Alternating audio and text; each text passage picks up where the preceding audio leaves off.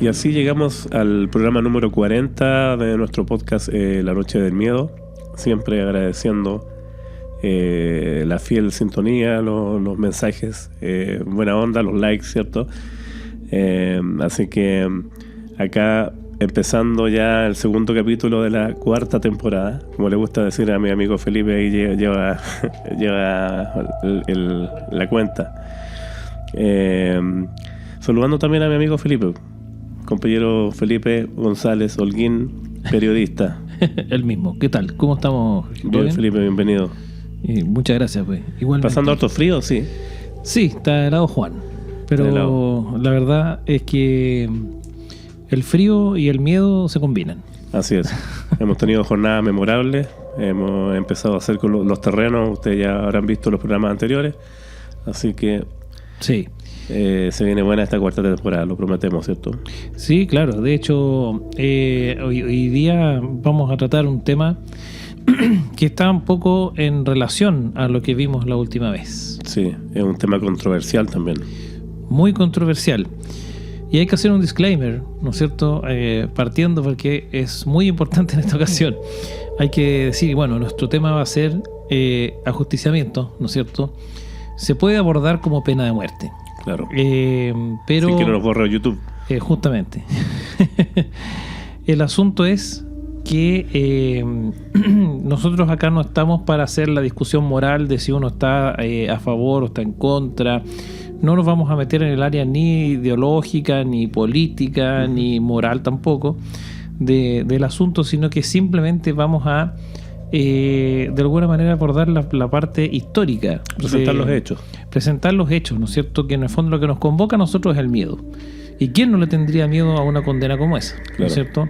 O a sufrir lo que esa condena conlleva, independiente de cuál haya sido las circunstancias en las que estas personas hayan llegado a tener esas condenas. Hay que pensar que ya lo vamos a tratar, ¿no es cierto? Hay condenas a pena de muerte por adulterio en países de cultura muy, muy subdesarrolladas, por decirlo así, y también de las culturas muy antiguas, hasta crímenes horrendos, ¿no es cierto? Claro. Entonces finalmente ahí uno podrá estar o no de acuerdo. Simplemente nosotros vamos a tratar la temática de la historia, quizá de la aplicación de este tipo de castigo, ¿verdad? Y eso es todo. No nos vamos a meter más allá. Así que dicho esto, mi querido Jorge, me parece súper relevante lo que has dicho, Felipe, porque es importante. Sobre todo ahí cuando empiece a arder en los comentarios y el chat. Sí, una hoguera. Claro, a mí me parece más terrible pensar las formas de morir, porque eso es lo que vamos a ver un poco más adelante, ¿cierto? Claro. Los distintos tipos de que se aplica esta sentencia. Sí, y bueno, y distintas implicancias que tiene también cada método, y también vamos a ver algunos casos, claro. Casos emblemáticos, famosos en la zona, incluyendo el del tema que tratamos en nuestro último programa, ¿verdad? En el programa 39, que es sí. Los psicópatas de Viña, sí. La última ejecución por pena de muerte en Chile. Claro. Antes de comenzar de lleno en este tema que nos convoca, saludos. Sí, por supuesto, saludemos a nuestros auditores. Constantemente están llegando personas y queridos amigos y amigas que nos escriben muy amablemente de distintos lugares. Tenemos aquí un saludo de forma especial a Karen Palacios Macías. Ella nos escribe de Punta Arenas. Nos mandó un mensaje. Ya que estábamos hablando del frío. Sí. Ella, Karen de Punta Arenas, nos mandó un mensaje súper bonito, que sigue nuestro podcast de hace poco, lo había descubierto y ya se está poniendo al día con los últimos capítulos y le va a tocar tener que esperarnos de una semana a otra. Así que te mandamos un gran abracito, gracias por tu buena onda, muy, muy lindo tu mensaje. Sí. Sumado a Bárbara, que ha estado ya más de forma constante hablando con nosotros, Bárbara, sí, claro, Hernández, sí. Marcela Arbuch, Marcela Repeto, Salvador Méndez. Claro que sí. Bueno, y Caroline y los hermanos Noceto Rodríguez, que ya son parte del inventario de la Noche del Miedo. Como olvidarlos ahí, los mensajes de WhatsApp que claro, tenían en llamas el otro día. Justamente, sí, hay que decirlo. Hay un grupo por ahí En el que uno dice hola y suceden cosas. Bueno, salen unos espíritus chocarreros ahí. Bueno, sí, vamos a agradecerle especialmente, ¿no es cierto?, a Karen, ¿verdad? Karen, Sí.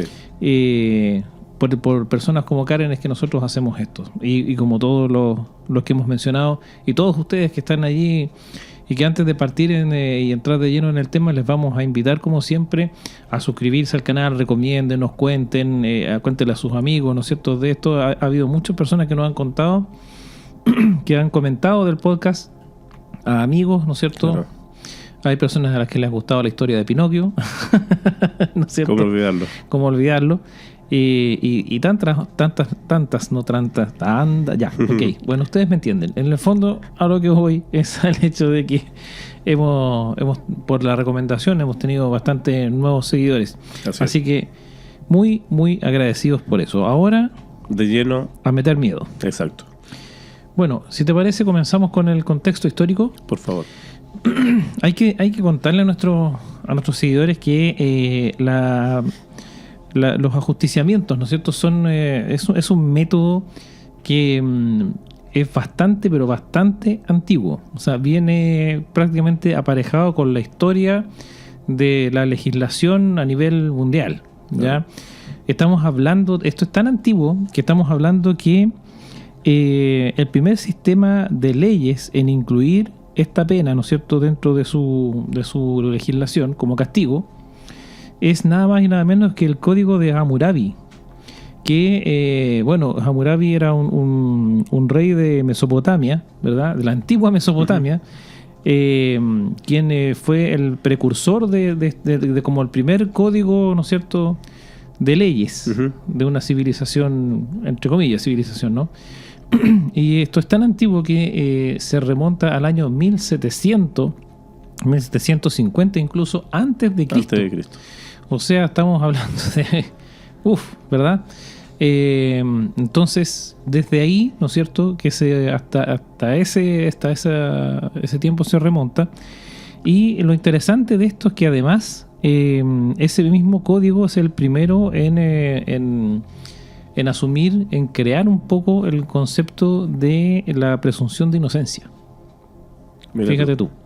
¿Ya? O sea, desde ahí parte lo que nosotros hoy día conocemos, ¿verdad?, donde unos con distintas aplicaciones, pero finalmente todo sistema legal se basa en el principio de presunción de inocencia, y que cada parte acusadora y acusada, ¿no es cierto?, tienen la misión y el deber y el derecho, por lo demás, de presentar evidencias, presentar pruebas, que son las que de alguna manera equilibran la balanza de la justicia, ¿no es cierto?, entre culpable o inocente. ¿Verdad? Desde ahí viene.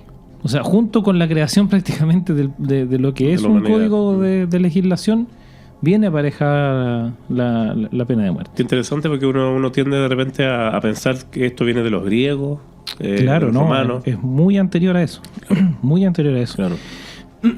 Incluso, fíjate tú que en aquellos tiempos se creía que las personas que violaban la ley, o sea, este código, ¿verdad?, no solamente eran, podríamos llamar como lo que hoy día conocemos como delincuentes, sino que iba más allá de eso. Era un tema religioso prácticamente. Quien osaba violar estas leyes, ya estaba ofendiendo a Dios, en el fondo, ¿no es cierto? Estaba atentando contra el orden creado por Dios.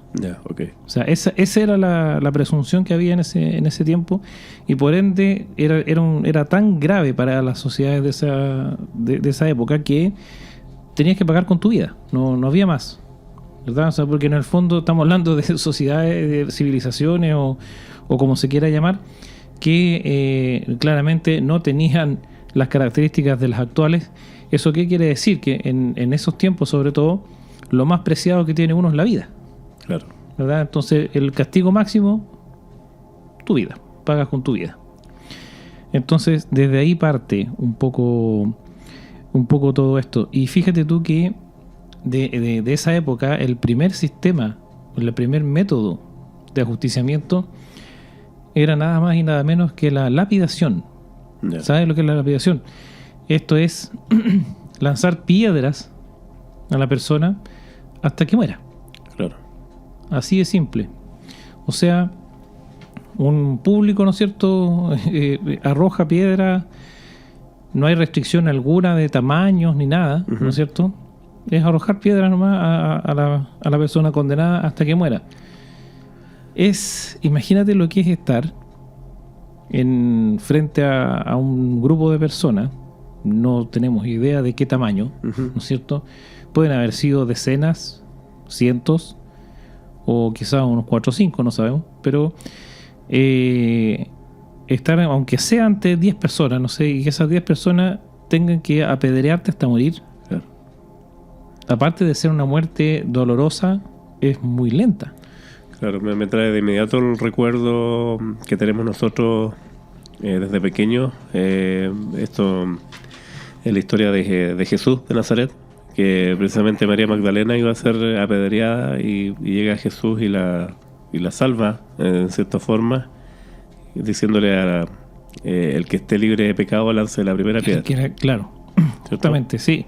Sí, hay algo parecido sucede con el caso de Caín y Abel, por ejemplo, también, ¿no es cierto? Entonces, todo esto es muy bíblico, pero la verdad las cosas es que hay que pensar, y también no es una crítica a la iglesia, siempre hemos dicho que nosotros no nos metemos con eso, pero llama la atención el hecho de que uno de los mandamientos, ¿no es cierto?, de la religión católica dice no matarás, ¿verdad? Pero hay, durante la gran mayoría de los libros, sobre todo los primeros libros que integran la Biblia, está presente la pena de muerte en casos sobre todo como ese.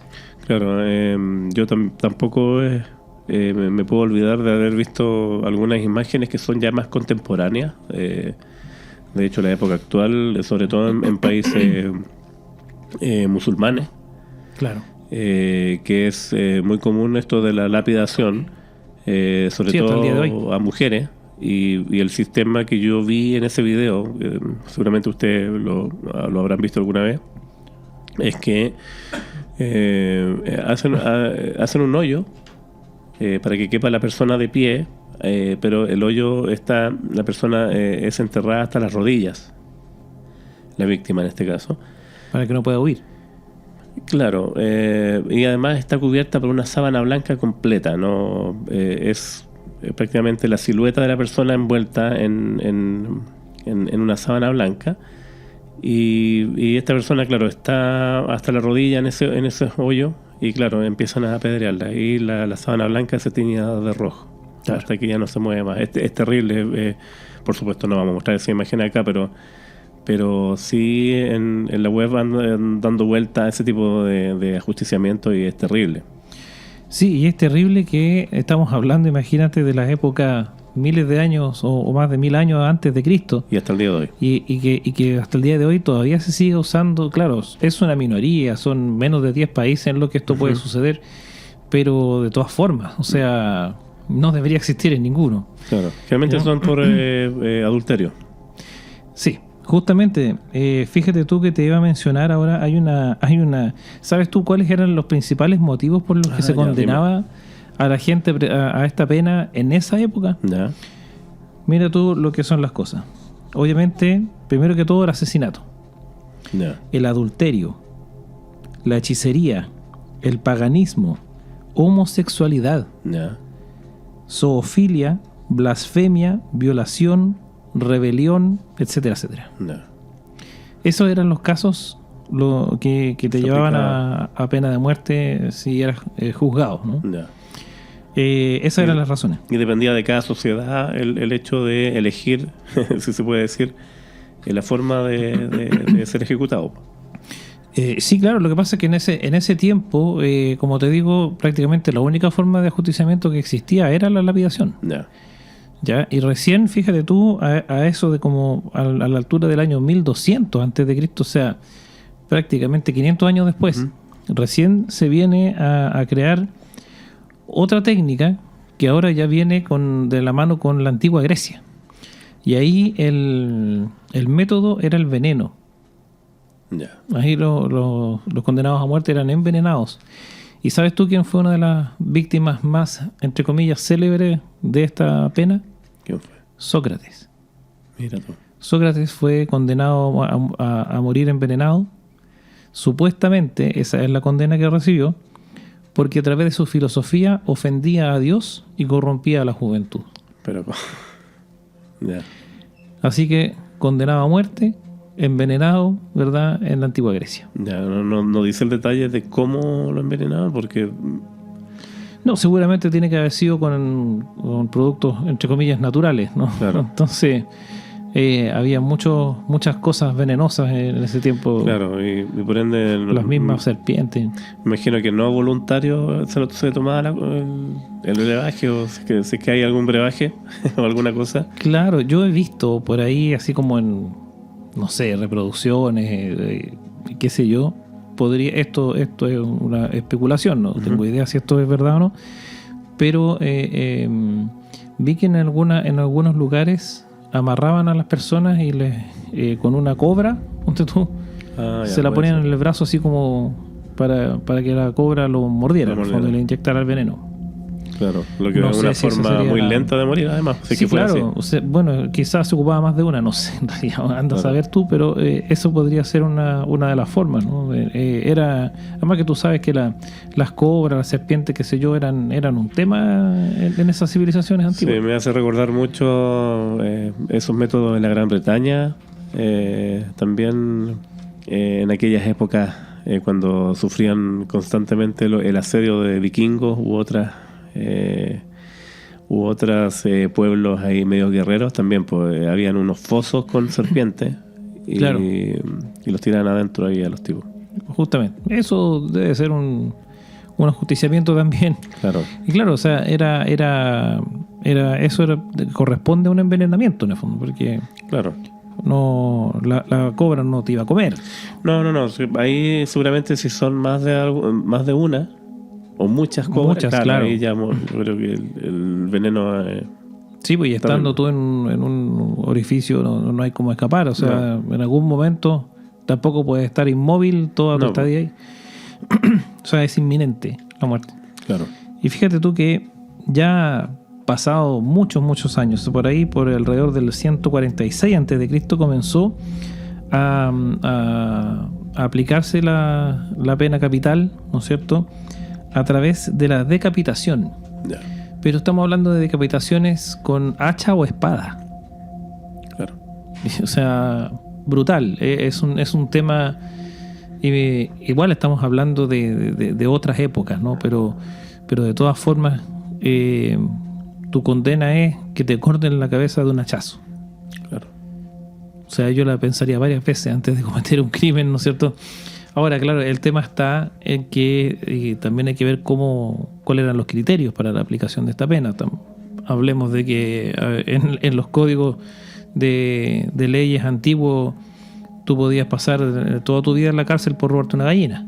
Claro, no, y además que si hablamos de los reyes, ya recién hablamos de Gran Bretaña. En Inglaterra era muy común también que el rey ordenase la muerte de una persona y listo. Sí, y ahí también era muy común también el hacha para cortar la cabeza, previo quizás también a alguna clase de tortura, como históricamente le pasó a William Wallace, claro. Corazón Valiente, si usted vieron la película, pero el William Wallace histórico fue desmembrado. No puede dejar de ser director de cine. Claro, pero es cierto, el William Wallace, el héroe, claro, el héroe escocés, él fue condenado a muerte por luchar contra los ingleses. Claro, como si fuese un traidor. Un suerte de traidor, claro.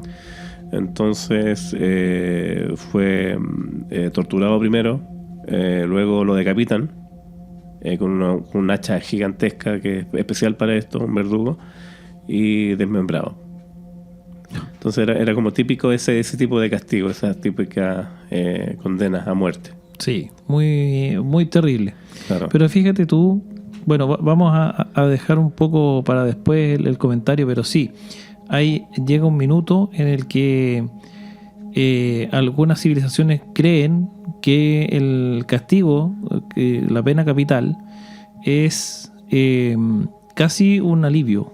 Entonces comienzan a agregarle cosas a esta pena, ¿ya?, para que no sea tan... Porque es como no sé, es como que cometió crímenes tan atroces y no va a sufrir, en el fondo. Ah, ok, ya. ¿Te das cuenta? Le agregan un poco de ingredientes ahí para que fuera más... Exacto, a la mezcla. Pero fíjate tú que luego de... Bueno, en esta misma época, contemporáneo al tema de las decapitaciones de este tipo, también se ocupaba la metodología del abandono en las mazmorras. Ya. ¿No es cierto? Las mazmorras son unas instalaciones subterráneas, ¿no es cierto?, que sin salida. Es como que te metieran a unas alcantarillas, ¿no es cierto?, donde no se puede salir. Y esto era muy cruel, creo yo, porque esto era meter a la persona ahí y me voy. Y la persona muere de abandono y hambre, ¿no Yo es cierto? recuerdo un capítulo anterior cuando hablábamos del archivo Warren, esta monja que fue emparedada. Sí, también. Viva. Justamente, eso no aparece aquí como método porque eso tiene que haber sido una cosa no muy legal, sino de la propia iglesia, ¿no? Claro. En ese minuto. Pero algo similar, pues es un abandono de una persona viva en un lugar confinado que no podéis salir. Claro.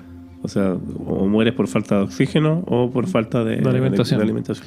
Claro, o sea, y en este caso oxígeno había de sobra, digamos, pero la idea era que la persona durara lo más posible, digamos, ¿no? Sufriendo, claro. Claro. Por eso en el fondo, o sea, la muerte era inminente de todas formas, pero a menos que lograra escapar, pero no era muy posible. Menos en esa época, ¿verdad? Donde con qué herramientas iba, ¿no es cierto?, a escaparse, a tratar de abrir la escotilla, no sé. Difícil ponerse en esa situación. Imagínate lo que es eso, o sea, te encierras en una suerte de subterráneo, seguramente sin luz, ¿no es cierto? Claro. Ni nada, no ves nada a tu alrededor, y no podría ponerme en ese lugar. Seguramente lleno de ratas o alimañas. Alimañas de todos tipos que tú no ves, ¿no es cierto? Claro. Y te atacan. Claro, y no hay nada que hacer, po. Claro, es como un infierno ahí. No sé. Ahí es difícil pensar en estar en esa situación. Pero fíjate tú que un símil también de esto era, se usaban jaulas, ya de la misma época estamos hablando, se usaban también jaulas que se colgaban a la intemperie. Ya. Ahí era como una variación de las mazmorras, si se quiere, porque quedaba la persona encerrada igual y moría de lo mismo, solo que a la intemperie, o sea, está al aire libre, digamos, y ahí ya te afecta también el frío o el calor, ¿no es cierto? Factores climáticos. Claro. Y entonces, fíjate tú que este sistema, por supuesto que estamos hablando de tiempos muy, muy antiguos, antes de Cristo. Sin embargo, en Marruecos hubo una cárcel con un sistema de este tipo, de jaulas así como colgadas, ¿no es cierto? Donde esta cárcel funcionó hasta 1991. Ya. O sea, hace pocos años atrás, ¿no es cierto? Hace pocos años atrás que dejó de usarse este sistema. Y con ese sistema de ejecución. Con ese sistema de ejecución y también de reclusión. O sea, no sé, desconozco los detalles de si los alimentaban o no, pero esa cárcel tenía este sistema. Ya. ¿No es cierto? Y funcionó a plena capacidad, digamos, hasta 1991, donde se cierra. Ya. Pero te das cuenta que, por muy antiguo que sea, lo mismo que la lapidación, que decimos. Claro. O sea, realmente preocupante. Fíjate tú que también durante la época, ya avanzando un poco en los años, ya esto ya es equivalente con la época del nacimiento de Jesús, ¿no es cierto? Uh-huh. Que marca esto del antes y después de Cristo. Obviamente uno de los sistemas era la crucifixión. Claro. ¿Verdad? Como demuestra la Biblia, que se supone que es el método mediante el cual que Jesús también fue un condenado a muerte, ¿verdad? Claro. Y claro, era esa uno de los sistemas. Pero conforme la civilización romana adopta la religión católica, este sistema fue variando y terminaron ocupando la horca. Ya. Sobre todo que la cruz ya significaba un símbolo muy potente. Claro, o sea, ahí ya fue cambiando precisamente por eso, porque el tema religioso y principalmente católico en las civilizaciones de esos años, que prácticamente todas ubicadas en Europa y Asia, ¿no es cierto? Bueno, y en África, porque Egipto, etcétera, etcétera. Pero la cuestión es que más allá que lo histórico es la época, ¿no? En la época es muy importante la religión, sí, ¿verdad? Es muy, muy trascendental. Entonces, de hecho, fue la religión. Estamos hablando de que la religión es una cosa, las leyes son otra cosa, ¿verdad? Pero sin embargo, esto es lo que hizo cambiar, en el caso de la civilización romana, la metodología de la... Y muchas veces va de la mano la religión con las leyes, pues. Sí, por supuesto. O sea, en esa época, claro.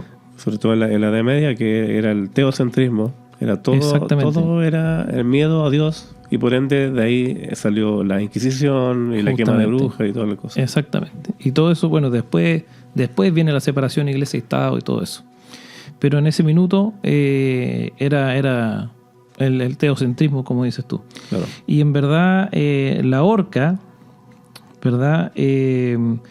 Se convirtió en el principal método de ejecución en esos tiempos, pero tampoco era el único, ¿verdad? También ahí se empezó a ocupar otros sistemas como la hoguera. Yeah. La hoguera, que es el fuego, ¿no es cierto? O sea, quemar viva a las personas. Y lo que sabemos que ocurría con los gladiadores, ¿verdad? En el Coliseo romano. La condena era a luchar contra las bestias, ¿no es cierto? Los leones, los tigres y qué sé yo, y otros gladiadores, ¿verdad? En la arena. Claro. ¿Verdad? Porque eso era en el fondo te mandaban a luchar, o sea, tenías la posibilidad de salvarte. Pero todos sabemos que el emperador, ¿no es cierto?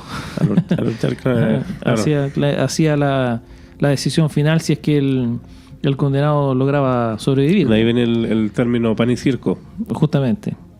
Entre otros. Claro. Hay varios más. Cuando el pueblo empezaba a reclamar en contra del el emperador abría juegos de este tipo. Exacto. Y regalaban pan a la gente y comida. Y le ofrecían el circo. El circo. El Coliseo romano. Claro. Exactamente. Entonces, fíjate tú que también en esta época, precisamente a propósito, no solo de estos juegos, estamos hablando del Coliseo romano, era como el Estadio Nacional, ¿no es cierto? Claro. Entonces miles de personas presenciaban esto. Ahí comienza a darse la característica de público a las ejecuciones, ¿verdad? Se hizo con la hoguera, se hizo con la horca y se hizo también con este circo romano. Eso es muy dado en nuestra especie humana, de ese morbo por asistir a ver este tipo de cosas. Claro, sí, pues justamente. Y por ende también servía mucho para que los reyes o los que estaban a cargo mantener el orden, porque eso servía como escarmiento también. Sí, claro, era una suerte de ley marcial, claro, ¿no? La ley marcial, para los que no saben, en el fondo es que se ocupa en épocas complejas como de catástrofes o guerras o qué sé yo, a las personas que generalmente son, por ejemplo, sorprendidas robando en las casas destruidas por un terremoto, qué sé yo, se condenan a una pena de muerte, que es un ajusticiamiento en la plaza pública, ¿no? Claro. Precisamente como para dar el ejemplo, ¿no? Y infundir un poco el terror para que la gente de malas costumbres, ¿no es cierto?, no vaya a profanar lo poco y nada que les queda a las personas que sufrieron la pérdida de sus casas. Claro. Pero claro, es así. Y fíjate tú que aquí es donde comienza ya a darse esto que conversábamos antes, que comienza a pensarse que la pena de muerte en sí, digamos, esto de decapitar a alguien, ¿no es cierto?, o no sé, es como muy poco sufrimiento, digámoslo así, para la persona condenada. Entonces comienzan a agregarse algunos métodos de tortura a las ejecuciones, ya sea torturas previas a otro método como el decapitamiento o decapitación, o bien otras muertes con otras características. Ahí es donde surge la metodología llamada el potro. ¿Qué es el potro? Es a una persona le amarran las 4 extremidades, en principio a 4 caballos, ¿verdad? Y los caballos son puestos a correr en distintas direcciones. Los espantan para que salgan corriendo. Justamente. Y, o sea, es un desmembramiento en el fondo. Claro. ¿Verdad? Y obviamente que es una muerte muy dolorosa. Claro. Y casi inmediata también, pues. Claro, casi inmediata. Porque en el fondo el desmembramiento es, no sé, o sea, uno muere desangrado en el fondo, pero es mucho dolor el que siente. De todas maneras, claro. ¿Verdad? Entonces, eso es porque de hecho hay que considerar que el estiramiento, por ejemplo, ¿verdad? O sea, el mismo método, pero sin que los caballos salgan corriendo, sino que estiramiento a través de ruedas, ¿no es cierto? Qué sé yo, era un método de tortura. Claro. ¿Verdad? Pero en este caso es derechamente extraer las extremidades. Además, la fuerza que tienen los caballos y cada uno corriendo para su lado. Exactamente, o sea, claramente es una sensación. Y me estás diciendo tú que después de eso venía la decapitación. O sea, así que no. Ese era el método, ya, ¿no es cierto? Ese era el método. Que en otros casos habían otros métodos de ¿cómo se puede decir?, de tortura antes de terminar con la vida de la persona, como para asegurarse que sufra, digamos, antes de morir. Pero no, en este caso ese era el método, ¿no? En el fondo esto como que mezcla ambas cosas, ¿verdad? Entonces es terrible. Y de ahí ya esto como que marca un pic, ¿no es cierto?, ya de lo que es la brutalidad, por decirlo de alguna forma. Y ahí ya comienza una tendencia a algo más, entre comillas, humanitario. Y entonces, ya en la época de la América colonial, o sea, hablemos de los años 1500, ¿no es cierto?, por ahí, apareció el fusilamiento como método de ajusticiamiento. O sea, este pelotón, ¿no es cierto?, compuesto por varios fusileros que armados con un fusil, valga la redundancia, disparan no a quemarropa, pero a poca distancia, ¿no es cierto?, a la persona ante un paredón. Ahora tenemos en cuenta que estas armas de fuego bien precarias no utilizaban las balas que ocupan ahora. Hoy día no. Eran esas balas redondas que eran una pelota de plomo. Pelota de plomo. Exactamente. Estamos hablando de los arcabuces o los mosquetes. Claro, en el fondo en esas épocas sí. Esa época sí, y son balas que podían ser certeras de todas formas. Claro, pero la forma que tiene que ser certera es, me imagino, la cantidad de fusileros. Recordar un poco el método de guerra que habían en esa época, que avanzaban los pelotones en el campo de batalla, casi marchando, y casi quedaban al frente uno con uno y disparaban y tenían que cargar nuevamente. Claro. Mientras los otros te disparaban de vuelta. O sea, era casi a quemarropa y era una forma de hacer guerra. Claro. Entonces, yendo al fusilamiento, yo creo que deberían ser muchos fusileros para que fuera efectivo. Claro, y de una muy corta distancia. Claro. Pero y nada de vale salva ni una cosa. No. Esa metodología claramente en ese tiempo no existía. Pero claro, ahí comienza, ¿no es cierto?, lo que nosotros conocemos como el pelotón de fusilamiento, ¿verdad? Luego de eso, ya hacia el siglo XVIII, tú sabes que en el siglo XVIII, ¿qué es lo que sucedió? La Revolución Francesa, de la mano de, ¿no es cierto?, Napoleón Bonaparte. Todo bajo esta régimen, podríamos decir, ¿no es cierto?, bajo este hecho histórico de la Revolución Francesa, es que se comienza a utilizar como método la guillotina. De ahí viene la guillotina, claro, ¿verdad? Ahí se comienza a utilizar como una forma de ajusticiamiento más bien rápido. También pensando un poco, ahí este método se crea no solamente por una cuestión, entre comillas, humanitaria, porque digamos que tampoco es que fueran tan humanitarios estos señores, pero sí principalmente por su nivel de efectividad, digámoslo así, porque estos ajusticiamientos a través de la guillotina también eran públicos.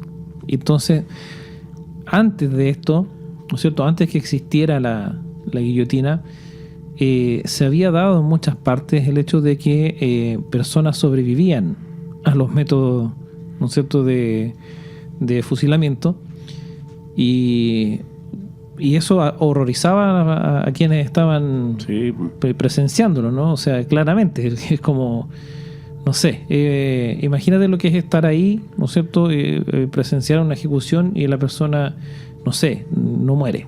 Claro. ¿Verdad? O no muere de inmediato. Me imagino que no habrá existido en esa época lo que se conoce como el tiro de gracia. Claro, no se menciona en ninguna parte de la historia, al menos, ¿verdad? No por lo menos en esta época. Claro. ¿Ya? Pero ahí ya comenzó a aplicarse la guillotina. Esto en Francia, pero en el siglo, o sea, en este mismo, o sea, en el siglo siguiente, digamos, en esta misma época, pero ya por ahí por el año 1832, más o menos, en España, que hasta ese momento utilizaba la horca como su principal sistema de ejecución, cambia la metodología por una conocida como el garrote. El garrote vil. Y el garrote no es un palo, ¿no es cierto? Claro. El garrote es un método de asfixia, en el fondo. Esta forma de ajusticiamiento me parece terrible. Claro, porque es lenta. Claro. Y dolorosa y desesperante, ¿no? Porque no puedes respirar durante un buen rato. Es como morir ahogado. Se supone que la finalidad, más allá del estrangulamiento, porque el estrangulamiento vendría siendo como un efecto secundario. Porque el garrote vil, o el garrote, como se conoce, la función principal, se supone, es quebrarte el cuello. Claro, desnucarte. A la altura del atlas, donde el hueso, el último o el primer hueso de la columna. Claro, que une la cabeza, ¿cierto? Se une con la cabeza, es el atlas. Pero pasaba antes el estrangulamiento, muchas veces. Sí, claro que sí. Sí, porque en el fondo lo primero que hace una metodología como esta es cerrarte la vía respiratoria. Claro. ¿No es cierto? Estás sentado en un banquillo, te ponen como... Sí, te ponen como un cuello. Un cuello de hierro. Alrededor de, claro, que está adosado a la silla. Adosado a la silla y con una especie de tornillo gigante. Claro, como un detrás torno de la nuca. Exactamente, se empieza con un mecanismo así como de tuerca, ¿verdad? Se empieza a apretar hasta que te desnuca. Claro. ¿Verdad? Eso... Y un método lento, además. Lento, o sea, ahí se fue la humanidad a la punta del cerro, ¿no? Claro. Pero así comenzó.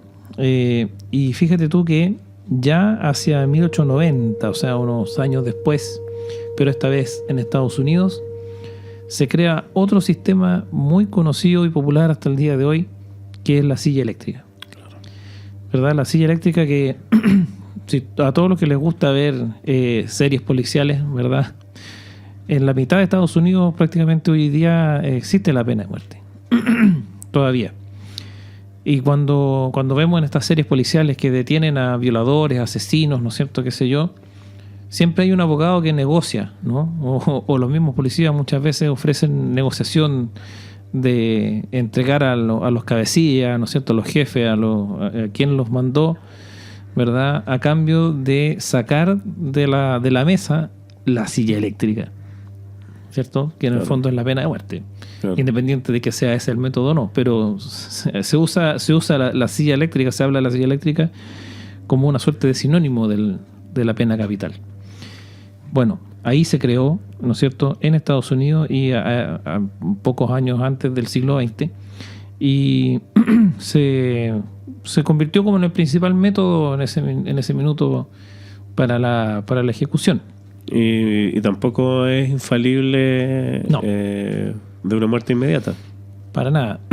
De hecho, es uno de los métodos menos efectivos. Ya. ¿Verdad? O sea, lo que pasa es que aquí vamos a entrar en detalles un poco escabrosos, le hacemos la advertencia a nuestro público, porque lo que sucede con la circulación de miles de voltios por tu cuerpo es que tus órganos se empiezan a quemar, ¿no es cierto? Incluso se ha visto casos de personas que han sufrido la quema de su cabeza. Se les prende fuego en la cabeza. Claro. ¿Esto por qué? Porque resulta que hay una persona que controla el sistema de la silla eléctrica, ¿verdad? Que en el fondo consiste en poner a la persona, supuestamente, ¿verdad? Según se describe en el método, a la persona la rapan, ¿no es cierto? La dejan sin pelo porque le ponen electrodos en la cabeza, que son electrodos de cobre húmedo, en la cabeza y en los pies, ¿no es cierto? Y por ahí es donde se hace circular la corriente. Claro, que en la cabeza también le ponen adicional una esponja con agua. Claro, para hacer el cobre humedecido. Claro. Entonces, esta metodología implica que se carga una cantidad X de voltios, ¿verdad? Y se da la corriente.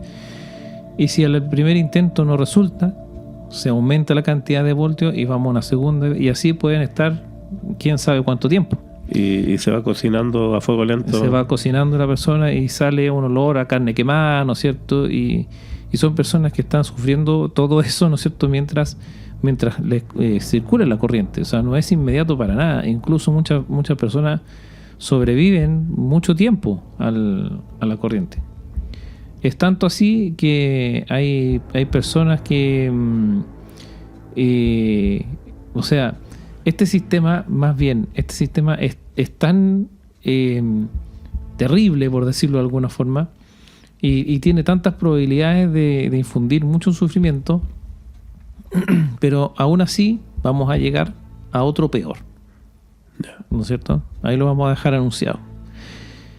Porque en 1924, o sea, pocos años después igual, se registra el primer uso de un sistema alternativo a la silla eléctrica, que es la cámara de gas, ¿no es cierto? Peor. Claro, este no es el que es peor que la silla eléctrica. ¿Ah, no? Pero no, este Ya. no es. Sin embargo, bueno, este es bastante similar desde la perspectiva de que no hay una circulación de corriente, pero sí está encerrada la persona en una suerte de cápsula absolutamente hermética, sin mayor oxígeno, y que a través de inyección por parte de mangueras y qué sé yo, se introduce gas dentro de esta cámara para generar la asfixia, ¿no es cierto?, de la persona. Pero también es un método lento y algunas veces poco efectivo, porque la persona sí o sí va a morir, eso sí, pero ¿cuánto se va a demorar? Hay sufrimiento previo. Claro, o sea, no puedes asegurar tú que si se va a demorar 30 segundos, 4 minutos, 10 minutos, no sabes. Claro, yo no dejo de acordarme, para las personas que son más cercanas a la edad que tenemos nosotros, cuando éramos chicos, circuló en los videoclips, perdón, los videoclubs, una serie que se llamaba Las Caras de la Muerte, ¿Ya? que era como supuestamente prohibida. La carátula de los VHS decía que había sido prohibida en 15 países o no sé más, que se trataba de videos de supuestamente muertes reales, De ejecuciones. de ejecuciones, de accidentes, de todo relacionado, pero eran muertes reales. Y a mí me impactó mucho. Yo no sé si habrán sido reales. Arrendaste uno. Sí. ¿Ya? Y había que verlo escondido y toda la cosa, pero ahí habían imágenes de ejecuciones con silla eléctrica y con ¿Cámara de gas? con cámara de gas. Si es que eran reales, estaba muy bien hecha y era impactante el resultado. O sea, el verlo. ¿Por qué? Porque como bien dices tú, se demoraba mucho, y cuando no, y comprobaban que no estaba muerto, sobre todo en la silla eléctrica, vamos a ponerle más corriente. Claro. Seguían. Sí. Y lo otro que también no puedo dejar de pensar es el método de ejecución masiva que tenían los nazis, por ejemplo, que también incluía horca y cámara de gases. Claro. En estas como duchas que habían en Auschwitz, Claro. Que ahí tenían un complemento químico que se llamaba Ciclón B, ya que al contacto con el aire eran unas cápsulas que echaban por la chimenea de los lugares donde estaban recluidas las personas que iban a morir, y al contacto con el aire generaba un gas altamente tóxico, como venenoso. un gas pimienta, sí. Claro, un pero gas harín. terrible. Y morían también, se demoraban muchos minutos en morir las personas. Claro, que era es como una intoxicación, ¿no es cierto? Claro. Pero que no necesariamente te mata de inmediato, ese es el tema. Claro, y también la historia cuenta que cuando fueron ajusticiados algunos intentos o algunos oficiales que atentaron muchas veces contra Hitler, más allá de algunos fueron fusilados, otros los ahorcaban con cuerdas de piano. Bueno, esos son Es bien sádico ya. sádico porque, claro, por la cuerda te corta. Claro. Increíble. Fíjate que Método de ejecución, pero en distintas claro, niveles. niveles. Claro, porque fíjate tú, bueno, uno de los condenados a muerte más famosos, por decirlo así, y cuya ejecución fue incluso transmitida por televisión, por lo que dicen, en Estados Unidos, ¿sabes quién fue? Uno de los más temidos asesinos en serie de la historia norteamericana, que es Ted Bundy. Ya. Él fue condenado a la silla eléctrica. Y fue transmitida. Fue transmitida por televisión. Ya. Y porque la gente estaba atemorizada, ¿no es cierto?, en Estados Unidos, y así fue. Ya. Entonces, bueno, pero fíjate tú que también Estados Unidos también es el precursor de la cámara de gas. Ahí es donde se registra el primer uso de la cámara de gas en el estado de Nevada, en Estados Unidos, en 1924. Ya. Y previo a eso, recordemos que siempre era la horca, recordando los conspiradores de la muerte de Lincoln, fueron ahorcados también. Exactamente, sí. No estamos hablando de hace tanto tiempo atrás. No. Fíjate tú que incluso después de esto, de ya existiendo la silla eléctrica, la cámara de gases, qué sé yo, se vuelve nuevamente a pensar un poco en la cosa más bien humanitaria. Ya. Y hacia 1977, ¿ya? Se inventa y también se autoriza el uso de la inyección letal. Ya. Y aquí es donde ya comenzamos aquí ya comienza una serie de aristas de esto. Y fíjate tú que todos quienes no son conocedores de cómo se aplica esta metodología o en qué consiste, hemos visto quizá mucha tele, ¿no es cierto?, mucho cine donde se ve una persona en una camilla amarrada, ¿no es cierto? Claro. Y hay un tipo ahí que le inyecta una cosa y el hombre en cosa de segundos deja de existir. No es así. No es así. ¿No es cierto? No es así. Y aquí, como te digo, esto debe ser lejos la metodología más polémica, si se quiere, la más difícil en todo orden. ¿Por qué? Aquí vamos a entrar ¿no es cierto?, en el detalle. La inyección letal, ¿cierto, mi querido Jorge? Tú lo sabes. No es una inyección, sino 3. 3, claro. ¿Verdad? ¿Por qué son 3? No es para intentar una primera, segunda y tercera vez como con la silla eléctrica, sino porque hay 3 químicos distintos que se le inyectan al condenado en este caso, y que cada uno tiene una razón de ser. O sea, va en fase. Va por fases. La primera inyección es en el fondo una suerte de anestésico, ¿no es cierto? Al menos eso es en la teoría, ¿ya? ¿Cuál es la idea? Que la persona no sienta dolor. Ya. ¿Ya? Ese es el planteamiento. O sea, se crea así. Primero se inyecta un agente sedante o anestésico de tal forma de que la persona no sienta dolor. Una vez que ya fue administrado esto y la persona no siente dolor, se suministra una segunda inyección, ¿verdad? Que es un agente como tóxico que lo que hace es paralizar los músculos. ¿Y esto para qué? Para que no hayan movimientos, ¿no es cierto? Y la persona no se retuerza ni ninguna de estas cosas. Una vez que reciba la tercera inyección, que sí es la letal. Espérame, tengo dos preguntas acá. ¿Ya? Porque supone que la primera es para que no sienta dolor. ¿Ahí se queda dormida la persona? ¿Como pasaría cuando a uno lo anestesian, por ejemplo, cuando vaya a una cirugía? Podría ser. Ya. Y la segunda pregunta, si la segunda inyección paraliza los músculos, ¿cierto? Uh-huh. ¿No impediría que la persona respire, por ejemplo? ¿Empezaría a morir de asfixia? Lo que pasa es que sí, pero eso no cobra mucha importancia debido a que supuestamente al administrar la tercera inyección, sí la persona debería morir en segundos. Ah, ok. ¿No es cierto? Yeah. Porque es un agente, en teoría, claro, se supone que la gente que se te inyecta debería provocarte un paro cardíaco, en el fondo. Ya. Yeah. ¿No es cierto? Pero casi en forma instantánea. Entonces, claro, el ataque, el paro cardíaco no es una cosa que no genere nada, ¿no? O sea, sí genera dolor, sí genera...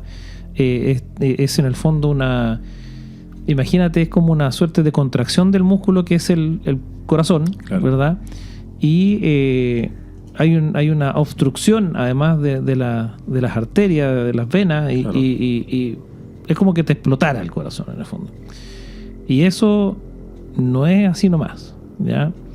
Es distinto, por ejemplo, un aneurisma, que es una obstrucción de una arteria o una vena específica, ¿no es cierto?, que genera una situación que termina matándote casi instantáneamente, ¿verdad?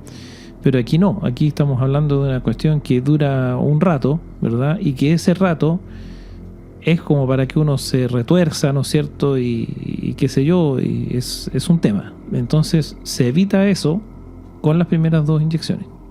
Ahora tú preguntabas, sí, justamente, tú preguntabas muy bien, ¿no es cierto? Si es que, primero, si el agente sedante hace que la persona se duerma. Y es ahí donde comienza un poco también las polémicas que rodean a la famosa inyección letal. Porque de hecho debería suministrarse un agente anestésico. O sea, debería ser como una anestesia general. Yeah. Debería la persona efectivamente perder la conciencia y dormirse, ¿verdad? Así es como debiese ser, ¿ya? Pero ¿qué pasa? De hecho, hay varios estados de Estados Unidos que han debido enfrentar la justicia por, en casos de ejecución con inyección letal, haber usado agentes sedantes en vez de anestésicos. Ah, ya. Porque la gran diferencia. Claro que sí, porque el agente sedante es un tranquilizante en el fondo. O sea, tú estás en un estado de relajo que podría provocar que te durmieras, pero si tú estás durmiendo y viene alguien y te entierra un cuchillo, tú lo sientes igual. Claro. ¿No es cierto? O si alguien te, no sé, pues te pusiera un taser con corriente, también lo sentirías. No es que no lo vas a sentir, ¿ya? Simplemente es un tranquilizante. O sea, la persona sí siente, ¿ya? Y aquí esto marca un tema no menor, porque si el agente sedante o más bien anestésico no funciona, eso significa que cuando tú recibes la tercera inyección, porque ya te pusieron la segunda, tienes cero posibilidad de manifestar lo que te está pasando. Y significa que cuando te inyecten la tercera dosis, ¿verdad? Tú lo que vas a experimentar es un paro cardíaco forzado, Es como si tú estuvieras inyectando fuego, ¿no es cierto?, en las venas. Y tú, como ya tienes también el agente paralizante, no puedes hacer nada. No puedes gritar, no puedes moverte, no puedes hacer ninguna situación para comunicar lo que te está pasando. O sea, es una verdadera tortura antes de morir. Por supuesto, ¿no es cierto? Y nadie se entera. Teniendo en cuenta que se busca todo lo contrario, porque dicen que, o la han vendido con que la inyección letal es como la más... Es el método más humanitario. Claro. Pero no lo es, ¿no es cierto? Y no sería más fácil, porque tú me contabas que estos métodos no han sido preparados o validados por médicos, ¿cierto? Es que ese es el otro punto importante. Lo hablábamos fuera de micrófono. Exactamente, ese es el otro punto, ¿no es cierto?, altamente polémico, porque resulta que estamos hablando de un... Primero que todo, el agente, la tercera dosis, digamos, que es el agente efectivamente letal, es una combinación química, ¿verdad?, de distintos productos que son los que te llevan a sufrir supuestamente esta suerte de paro. Y no fue formulada por médicos ni científicos, porque no quisieron, justamente porque es como antiético, ¿no? Se supone que todos ellos trabajan para la vida, no para la muerte. Claro. Entonces no hubo, ¿verdad?, interesados en crear o entregar una fórmula certera para eso. O sea, de partida va contra todo lo que tanto los médicos como los científicos creen, ¿no? Claro. Entonces, eso es una primera situación con respecto al origen de esta inyección letal. Ahora hay que tener en cuenta que la administración de estas tres de inyecciones en estas fases 1, 2 y 3 están hechas en una máquina. No es que esté una persona constantemente inyectando. Existe la máquina. Pero desde el minuto de la invención de esto era suministrado por persona. Ya. Ahora a la persona la ponen con una vía endovenosa, ¿cierto? O intravenosa. Intravenosa, sí. Y ahí la máquina hace su trabajo. Claro, pero eso, como te digo, no es lo más antiguo. Claro, eso tampoco es que sea del año pasado, pero digamos, esto estamos hablando de que se inventó y se empezó a aplicar este método en los 70, ¿no es cierto? En 1977, y habrán pasado por lo menos 10 a 15 años en los que esto se aplicaba absolutamente manual. ¿Ya? De hecho, lo aplicaban precisamente, no era aplicado por médicos tampoco. No, o sea, ni por enfermeros, ni por ningún profesional de la salud, porque los profesionales de la salud tienen un tema ético no menor, ¿no es cierto? Los médicos hacen un juramento en el que juran defender la vida. Claro. Por ende va contra su ética, va contra su juramento, va contra todo lo que ellos creen, y no pueden, no solamente no quieren, sino que no pueden. Una suerte de objetores de conciencia. Claro, no, peor que eso, porque faltan el juramento hipocrático, ¿no es cierto? Además. Y el juramento hipocrático, faltarle al juramento hipocrático es como... significa que tú pierdes tu calidad de médico, ¿no es cierto? Claro. Entonces ellos no pueden, aunque quieran, en el fondo, participar de esto, y si alguno pudiese, porque no es médico, sino que, no sé, tiene otro grado, hay una cuestión ética detrás. Entonces, no existe médico que vaya a suministrar, ¿no es cierto?, a administrar esta inyección. Entonces, en el principio de los tiempos, esto lo hacían voluntarios de los gendarmes, ¿no es cierto?, de la personal de la cárcel, ¿verdad? E incluso funcionarios del Poder Judicial, digámoslo así, quienes recibían una bonificación por realizar esta pega, ¿no es cierto?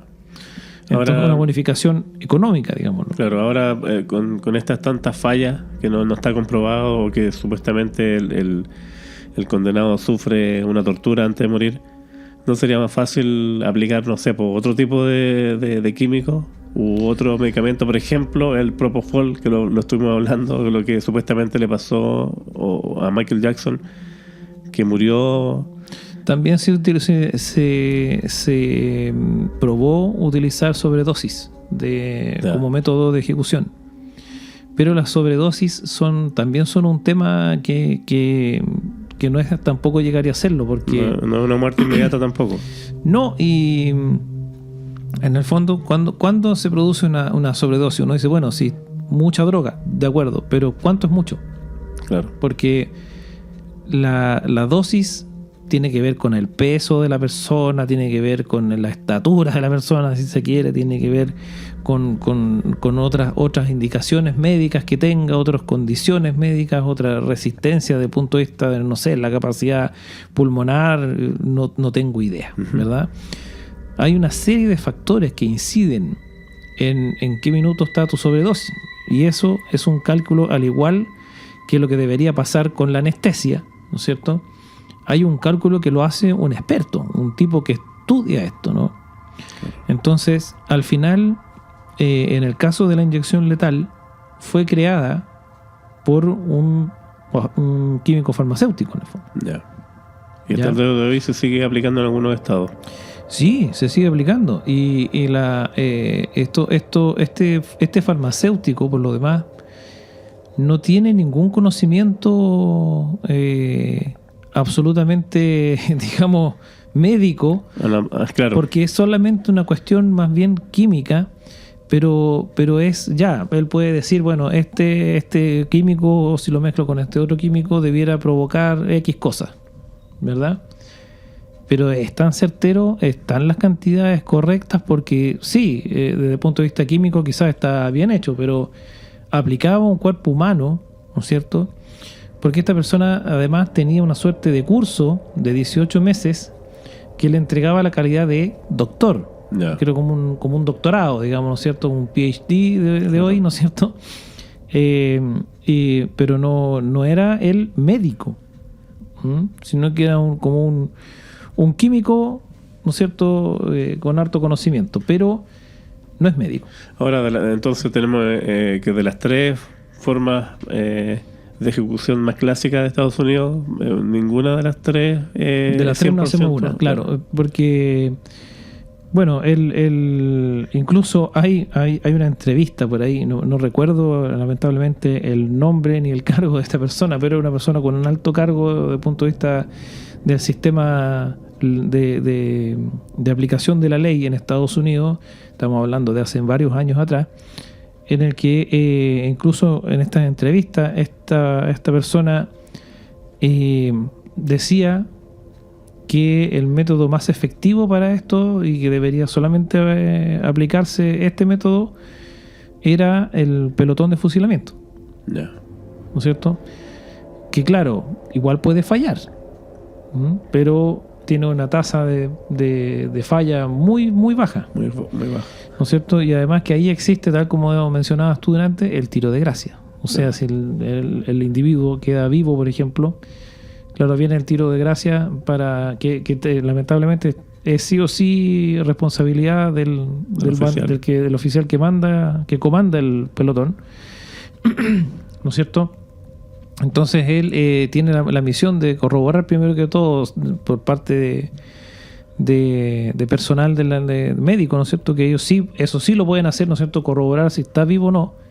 Entonces una vez que se confirma la muerte ya no es necesario el tiro de gracia, pero si la persona sí sigue respirando, tiene que sí o sí darle un tiro de gracia en la cabeza.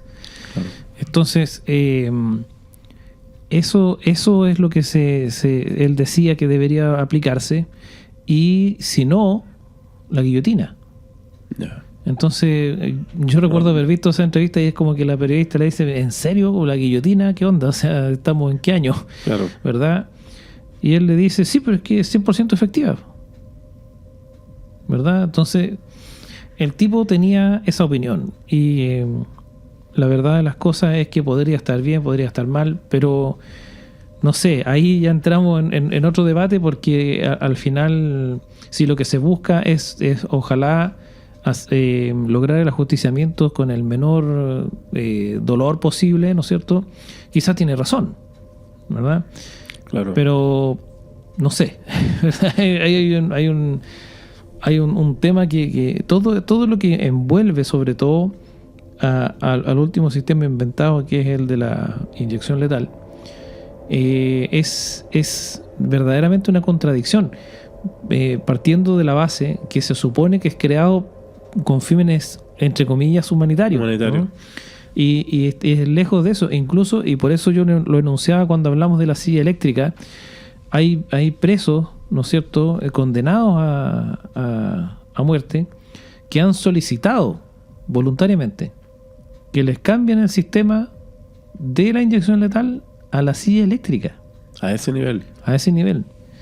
Porque de una manera u otra se han enterado de lo que puede suceder. Y claro, los tipos prefieren sentir que se están friendo por dentro, ¿no es cierto?, que se están quemando por dentro, que esa sensación de que no quedes bien sedado, ¿no es cierto?, claro, y sentir la inyección letal como si no estuviera sedado. Qué terrible. Entonces, claro, porque el hecho de que te pongan el agente paralizante es el que cambia todo, ¿ya? Está bien pensado, digamos, pero la ejecución es donde está el problema. Claro. No sé si la palabra es más correcta, pero al final es en el momento en el que se administra esta tercera dosis, luego de recibir la inyección paralizante, y tú es como si nada, pues como que te lo inyectaron directamente sin ponerte nada antes, ¿verdad? Claro. Y lo peor es que no puedes decir ni hacer nada. Es como una especie de un estado de catalepsia. Peor, porque es una catalepsia, pero en la que te están casi que quemando vivo, claro, ¿no es cierto? Versus la que hablábamos en un capítulo pasado también, que era estas personas que morían y las enterraban vivas. Sí, justamente. Y ya se dan cuenta de todo. Exactamente. Claro. Pero, claro, o sea, es mucho peor, porque, bueno, ahí también podríamos entrar en una discusión, porque al final la persona que ha sido enterrada viva también va a demorar, si despierta estando en un ataúd a 3 metros bajo tierra, o sea, claramente cero posibilidad de sobrevivir, a menos que alguien... Las campanitas esas. Antes ponían las campanitas, exactamente.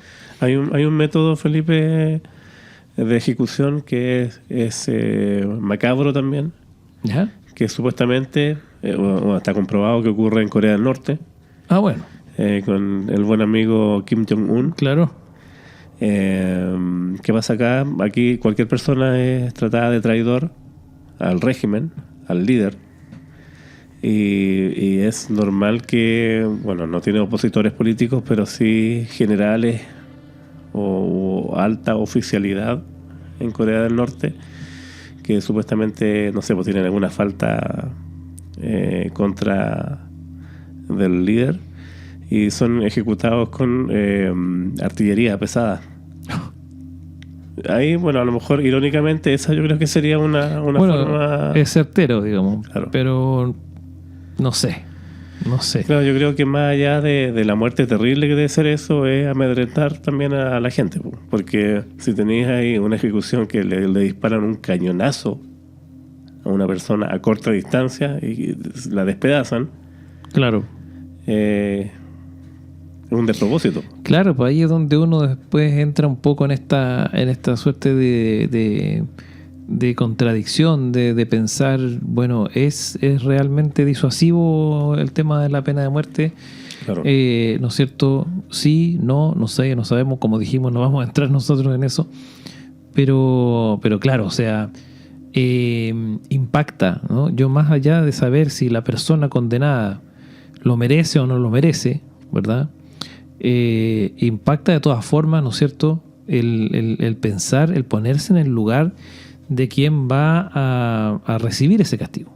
Claro. ¿No es cierto?, de lo que va a pasar, ¿no?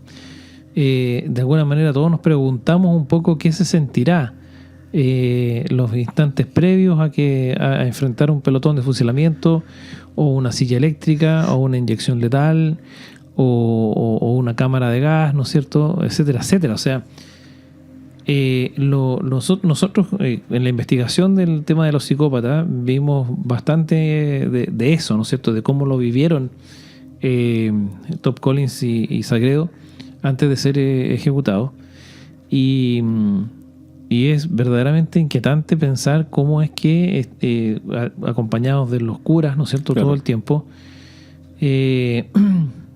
pudieron prepararse de alguna forma. Exactamente. Sagredo decía que estaba preparado absolutamente y de hecho pensaba que si recibía el indulto presidencial no lo iba a aceptar, ¿verdad? O sea, ya como que se había preparado para el asunto. Claro.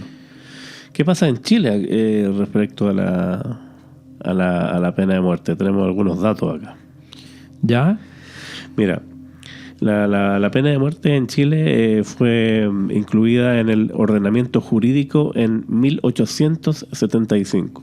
Así es. Siguiendo la tradición de los tiempos de la colonia española, siendo usada solamente para crímenes involucrados con robo con intimidación o violencia, piratería, traición o cualquier delito que termine con la vida del victimario. Y siempre... De la víctima, tenías. Perdón, Sí. de la víctima. Era para si estáis atento. La principal método de ajusticiamiento acá en Chile ha sido el fusilamiento. Claro que sí. Entonces tenemos aquí, por ejemplo, el primero dentro de este ordenamiento jurídico. Se remonta al 4 de abril de 1852 en Valparaíso, donde se ajusticia a Miguel José Cambiaso Tapia, que era un militar, un oficial, que fue acusado de motín. O sea, puede ser como traición. Claro. ¿No? Como sedición. Claro. Y el último fue precisamente los psicópatas de Viña el 29 de enero de 1985. Exacto. Sin embargo, hay un caso en Chile que es muy conocido. Hay dos casos súper conocidos. El primero es el fusilamiento de Émile Dubois. Claro que sí. Este conocido ladrón asesino de origen francés que hizo de las suyas ahí a principios del 1900 en Valparaíso, que ya se le atribuían, fíjate, bastante incluso homicidios en Europa y en gran parte de países de Latinoamérica, porque no solamente llegó directo a Chile, sino que... Sí, él no era chileno. No, es francés. Uh-huh. Tiene algunos delitos con homicidios cometidos en Francia. Él escapa a Bélgica, lo mismo, y decide escapar después a América del Sur, donde pasa por Colombia, Perú, Bolivia, Chile, y siempre metiéndose en este tipo de problemas con homicidio. Acá en Chile es conocido por matar a 4 personas de la alta sociedad, burgueses como se les llamaba. Claro.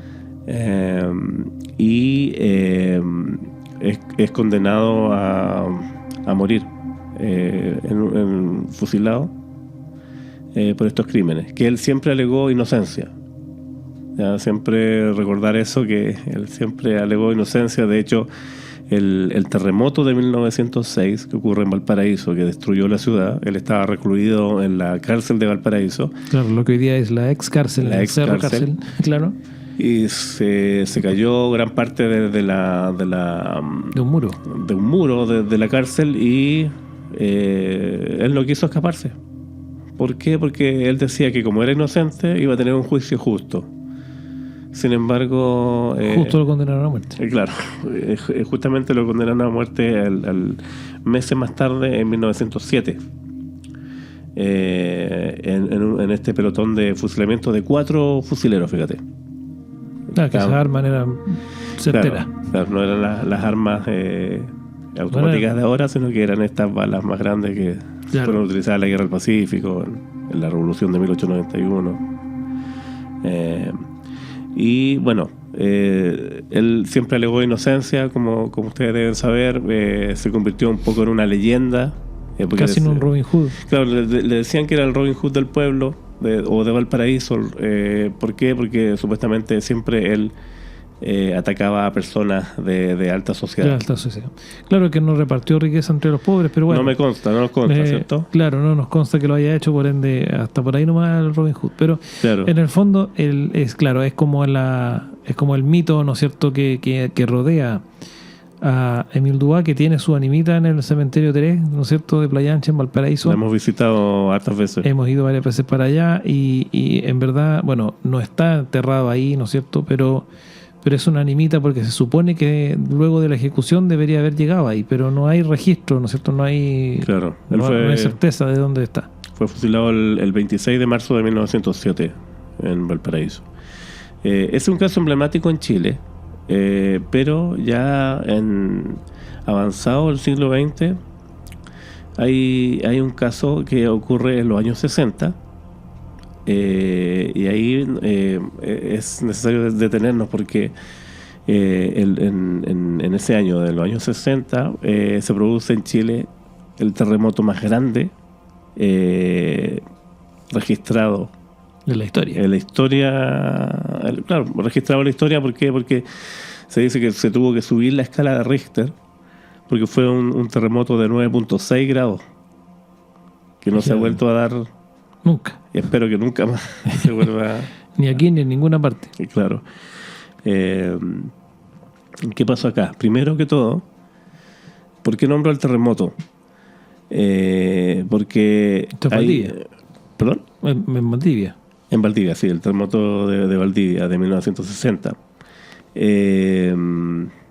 Dentro de este contexto del terremoto se produce un sacrificio humano que es el único registrado en nuestra historia. Ajá. ¿Qué pasó acá? Eso fue en el contexto del terremoto. Sí. Imagínense ustedes este terremoto de 9.6. Un cataclismo total. Claro, las réplicas que habían eran tan fuertes como terremotos. El terremoto del 2010 en Chile fue 8.8, o sea, imagínense la magnitud. Perfectamente las réplicas pueden haber sido de esa magnitud del terremoto. Terremotos, claro, otros terremotos. Entonces se producían maremotos y terremotos constantemente. Hay un sacrificio humano que se llevó a cabo el 5 de junio de 1960 en la costa cercana a Puerto Saavedra, en la región de la Araucanía. Esta es una de las últimas ceremonias de este tipo documentadas, fíjate. Ocurrió durante el periodo precisamente de las fuertes réplicas y maremotos tras el terremoto de Valdivia, que hablábamos recién de 9.6 en la escala de Richter, que fue el más potente registrado instrumentalmente en la historia de la humanidad.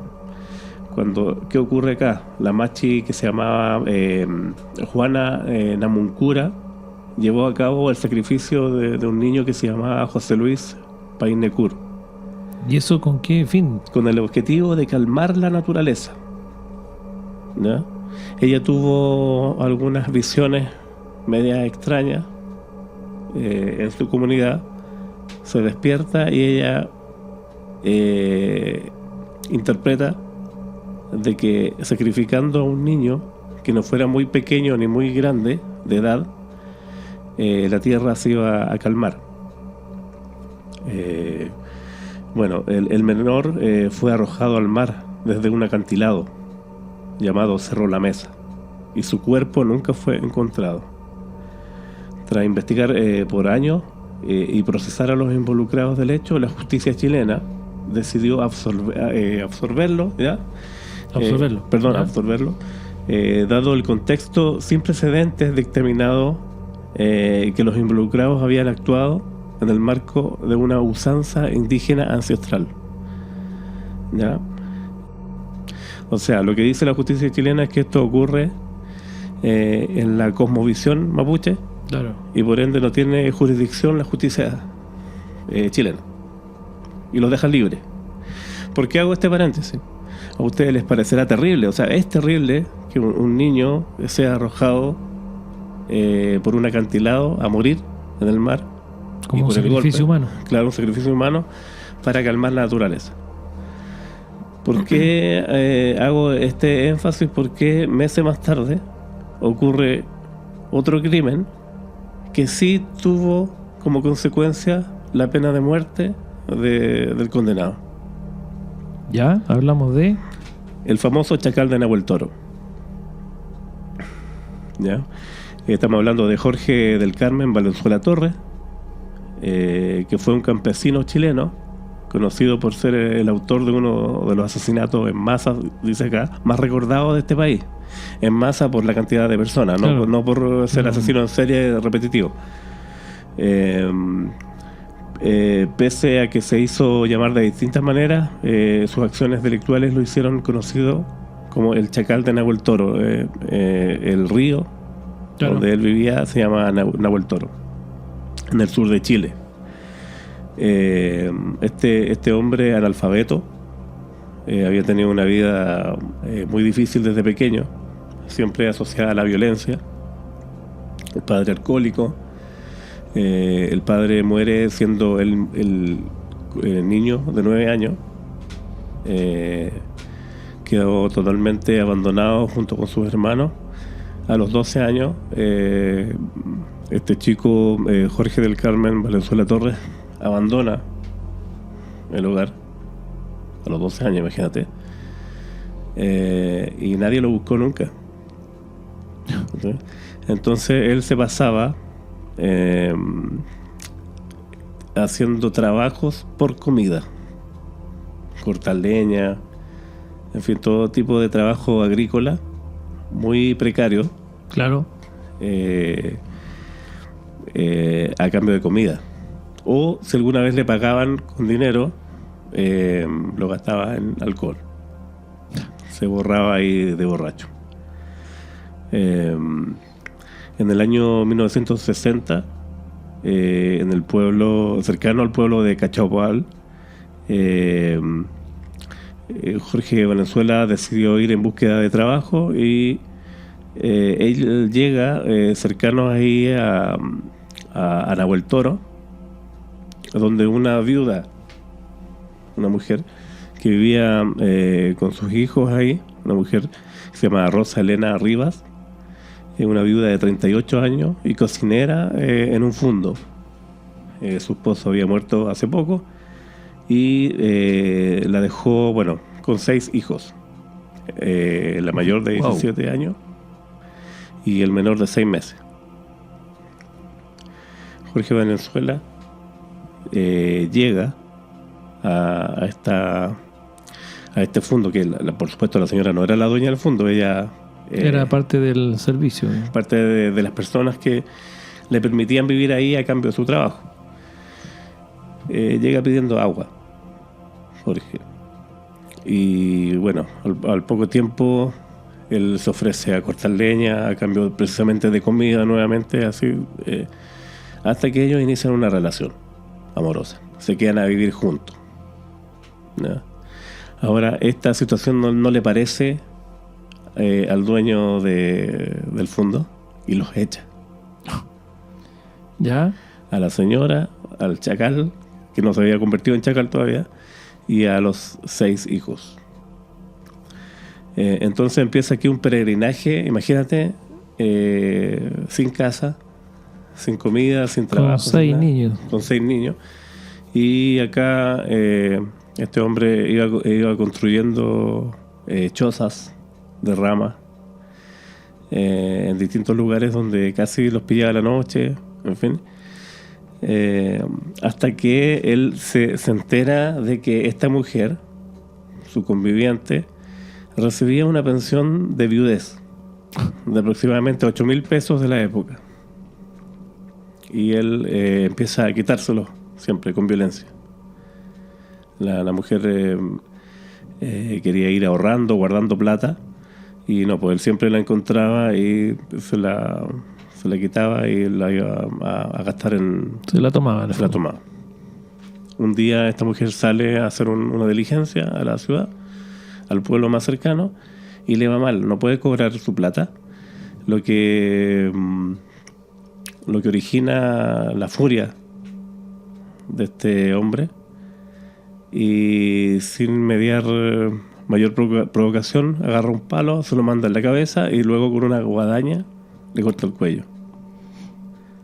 Y acto seguido empieza a matar a cada uno de los hijos de esta señora. De la misma forma. Sí, a cada uno. Y al bebé de 6 meses lo pisa.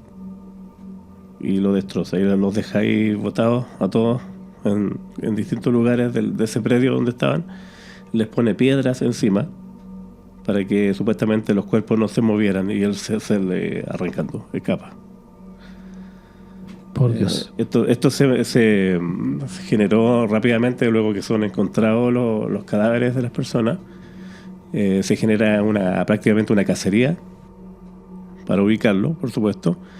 Y porque el principal miedo o temor de las autoridades era que escapase hacia Argentina. Claro. Al cabo de unas semanas lo terminan agarrando. Él estaba en una fonda. Para variar, está borracho. Cuando un par de carabineros lo reconocen y lo toman detenido.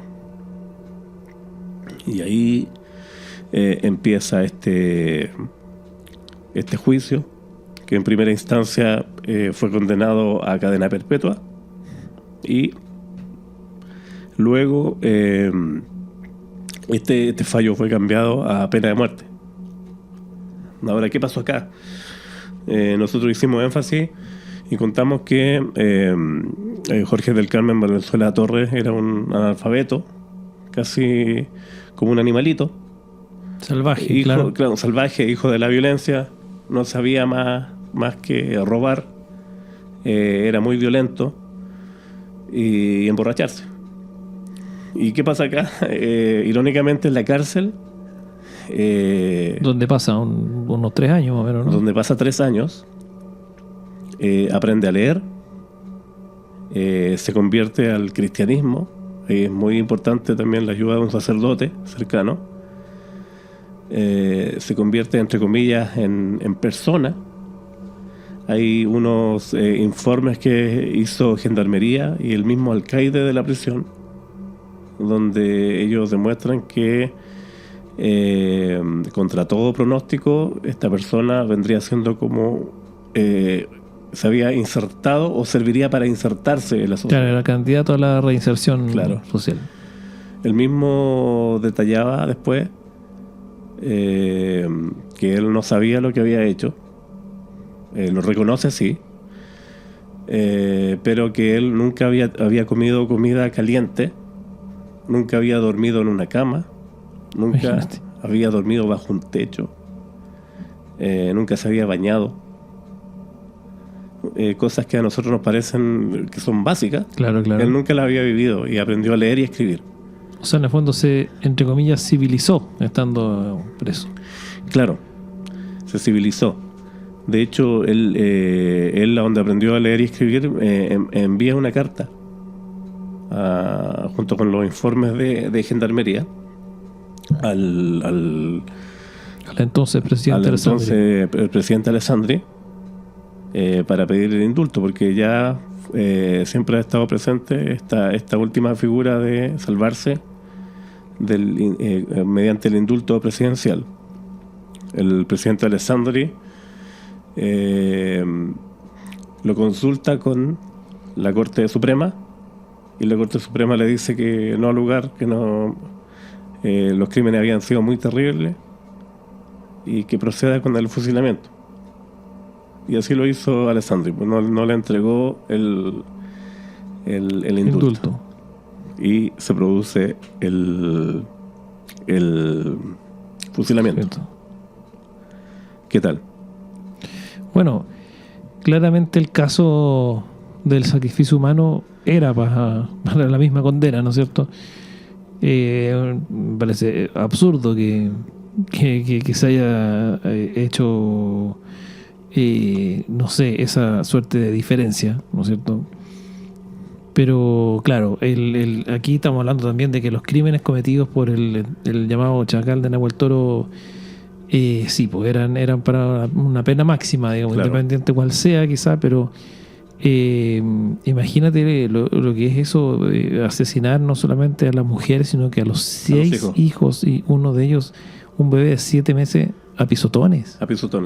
O sea, eso es para pena máxima aquí en la Quebrada de la Gira. Claro. O sea, no hay duda.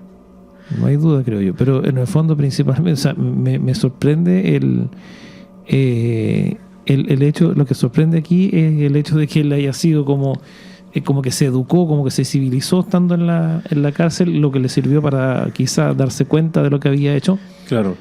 Pero eso no le valió ningún digamos mérito, porque No, porque lo que la había ley es una cometido, sola. sí, lo que él había también cometido era demasiado terrible.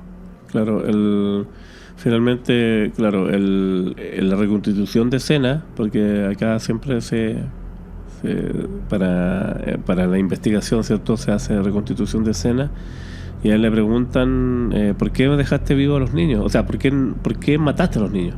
No los dejaste. Y él dice que para que no sufrieran, por eso los mató. Bueno, ahora hay una anécdota, hay una película del cine chileno que precisamente se llama El Chacal de Nahuel Toro, dirigida por Miguel Litín, que es una de las grandes películas clásicas del cine. Nelson Villagra, gran actor, interpreta al Chacal de Nahuel Toro.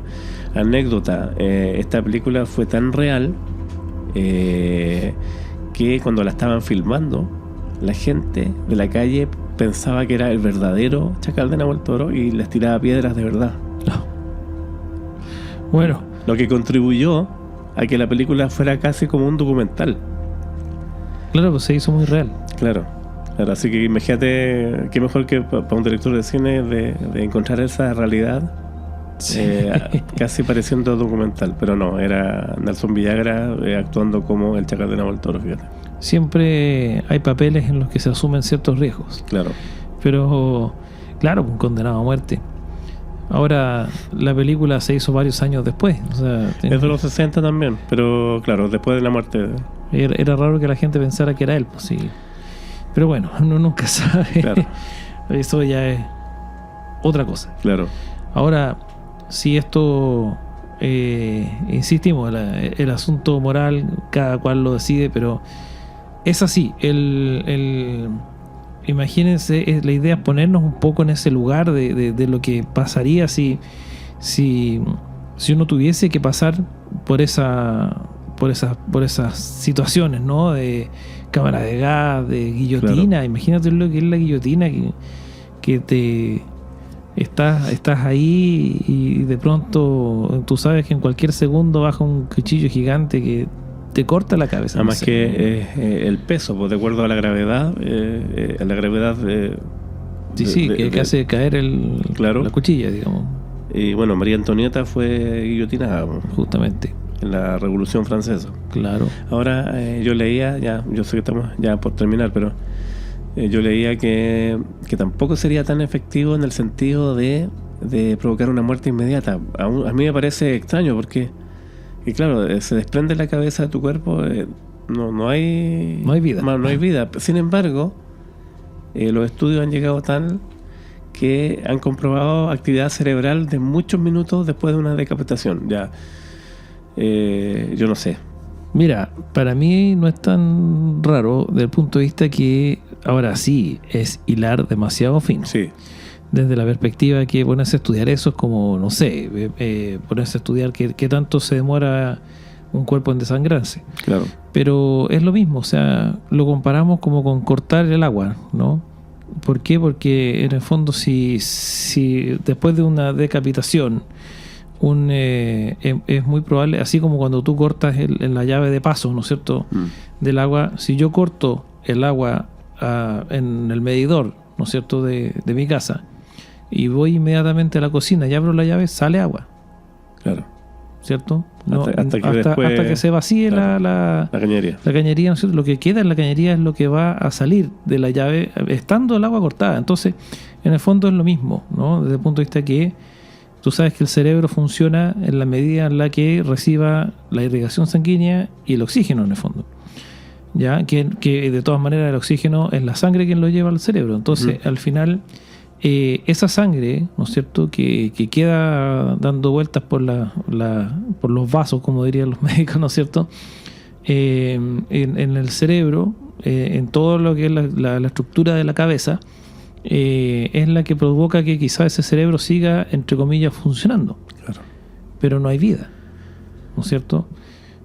Claramente no hay vida al No. momento porque ¿por qué no? Claro. No, pues la No, decapitación es imposible. al momento de separar un elemento tan importante es como sacarte el corazón, digamos, Sí, claro. ¿no es cierto? Entonces no hay vida, por mucho que todavía quede, hay una suerte de remanente de irrigación sanguínea digo, que pudiese provocar que ese cerebro siga emitiendo ondas cerebrales, pero no, una persona no está viva. Claro, además, al parecer da la impresión de que no hay método efectivo. Porque no Fíjate hay... tú que esa es una muy buena conclusión. Claro, salvo Corea del Norte. Bueno, no sé qué tan efectivo se podría llamar, pero sí, o sea, bueno, si tú le metes a una persona una bomba atómica, sí, evidentemente que no hay ninguna posibilidad de que quede ni un ápice vivo. No. Pero a eso tenemos que llegar para asegurarnos. Y bueno, está comprobado además que no sé, yo también tiendo a pensar de que no existe la forma humanitaria de hacerlo, ¿no es cierto? Porque ¿qué? O sea, tú dices, ¿cómo me aseguro de que efectivamente se muera y que ojalá no sufra? ¿No es cierto? O sea, así pensándolo muy, muy en frío y fuera de broma, sí, pues, o sea, si te mandan un cañonazo a corta distancia, te despedazas en un segundo. Ahora hablábamos de estos estados islámicos medio fundamentalistas, que hay de todo tipo de ejecuciones, o sea, decapitaciones, lo que hablamos de las lapidaciones. He visto videos terribles también de gente que las lanza por un edificio para abajo. Entonces, al final son cuestiones que causan más terror que en la gente que está mirando versus el condenado. Bueno, se supone que es una de las finalidades también de Claro. de este tipo de castigo. Claro, yo creo que como conclusión es difícil determinar cuál método es el más efectivo o si O el más humanitario. o lo más humanitario. No ha costado Pero mucho. no hay ninguno que tenga ambos, creo yo. No. Y como dijimos adelante al principio del programa, que nosotros no nos íbamos a meter en este debate, Ideológico ni moral. claro, ¿por qué? Porque estamos aquí para presentar los hechos, pero nos ha Exacto. costado mucho no poder meternos. Pero Sí. no es la idea, porque no Es es, difícil. no es la finalidad Claro. de este podcast, ¿cierto? Exactamente. Ha sido un gran programa. Ha sido un gran problema. A mí, de verdad que me aterrorizó pensar en Sí. estar en esa situación. Imagínate lo de las mazmorras, Sí, ¿no es cierto? No sé. De verdad que es inquietante al máximo. claro. Al máximo. Según datos de Amnistía Internacional, cada año son más los países que eliminan la pena de muerte en sus legislaciones. Exacto. Eso como dato. Pero todavía quedan hartos. Sí. Y, por ejemplo, Estados Unidos, como mencionábamos, es como la mitad del país, más o menos, tiene todavía pena de muerte. Claro. Lo cual puede ser bueno o puede ser malo según la visión que haya. Pero es así, ¿no es Así cierto? Y bueno, al final, el ponerse en el lugar de quien reciba esta condena, porque estamos hablando de que no es solamente contra ciertos tipos de delincuentes, sino que, como bien decías tú, hay países en los que las mujeres son condenadas a estas penas por adulterio, por tener el hijo de otro hombre, por puras cosas. Y netamente por cosas religiosas también. Claro, y cosas muy cargadas al fundamentalismo. Pero también hay traidores, ¿no es cierto? Etcétera, etcétera. Entonces, finalmente, no es solamente un tema de como te digo, de ver que uno inmediatamente lo relaciona con el violador, asesino, Claro. ladrón, ¿no es cierto?, que haya causado un gran daño. Pero más allá de eso, nosotros los que nos convoca es el pensar, el ponerse en el lugar de tener que sufrir una situación así, independiente si se merezca o no, porque también se habla de que hay un porcentaje, no es muy alto obviamente, es como un 4%, ¿no es cierto?, pero hasta hace algunos años, habiendo hecho estudios en Estados Unidos, se llegó a esa conclusión de que al menos un 4% de todas las personas que han pasado por la pena de muerte, han recibido la pena de muerte en Estados Unidos, eran inocentes. Claro. Es un riesgo, ¿no es cierto?, que se puede correr en ciertas ocasiones. Incluso algunos presos han sido absueltos de lo que los tenía condenados a muerte minutos, días antes, ¿no es cierto?, el día anterior a la ejecución, e incluso algunos después de la ejecución. Lo cual, esa es la gran desventaja, si se quiere, si se piensa en una cuestión positiva sobre este tipo de castigo. La gran cuestión es que es el único castigo irreversible. Claro. Desde el punto de vista que, claro, si tú metes preso a alguien que después resulta ser inocente, bueno, lo sacas, ¿no? Y habrá que darle las compensaciones correspondientes. Pero en este caso, una vez que se ejecuta el castigo, ya no hay nada que hacer.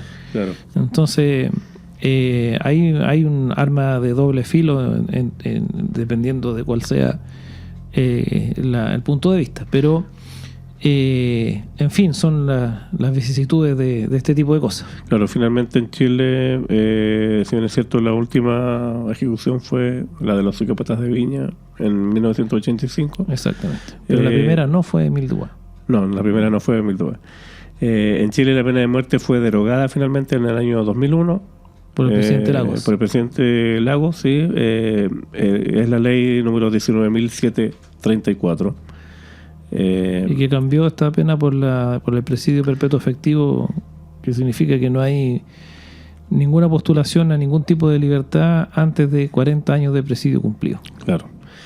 Sin embargo, y para terminar, en la justicia militar sigue estando vigente la pena de muerte.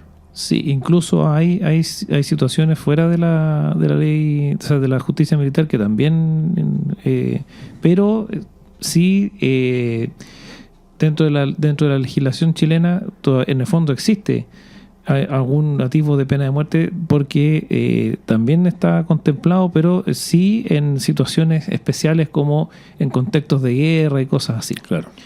Que en el fondo responde quizá a lo que conversábamos antes de las leyes marciales y esas cosas. Exactamente. Pero, claro, o sea, solamente bajo esas circunstancias o esas excepciones. O sea, en el fondo, algo hay. Algo hay. Bueno, esperamos entonces que a todos ustedes les haya gustado hablar de este tema. Tratamos de hacerlo de la forma más respetuosa y más libre de cualquier opinión posible, ¿no es cierto? Desde la perspectiva de ponernos en el lugar, insisto, de quien pudiese sufrir algo así, como a mí me produjo una sensación muy desagradable, como lo que tú bien recordaste, ¿no es cierto?, de esta monja que terminó emparedada adentro de un muro por haberse metido con un cura. Claro. Bueno, ahí vemos que en el chat está que arde, como todos los domingos. On fire. Sigan ahí comentándonos ahí en la parte baja de este capítulo. Exactamente. A ver qué sacamos en limpio, ¿no? Exactamente, sí, pues sí que los dejamos invitados como siempre. Y será hasta la próxima nomás, porque querido amigo, ¿cierto? Ahí vamos a tener varias sorpresas, como ustedes ya saben, así que no se lo pueden perder, ¿o no? Así es, amigo Felipe. Gracias por este programa. A ti, pues.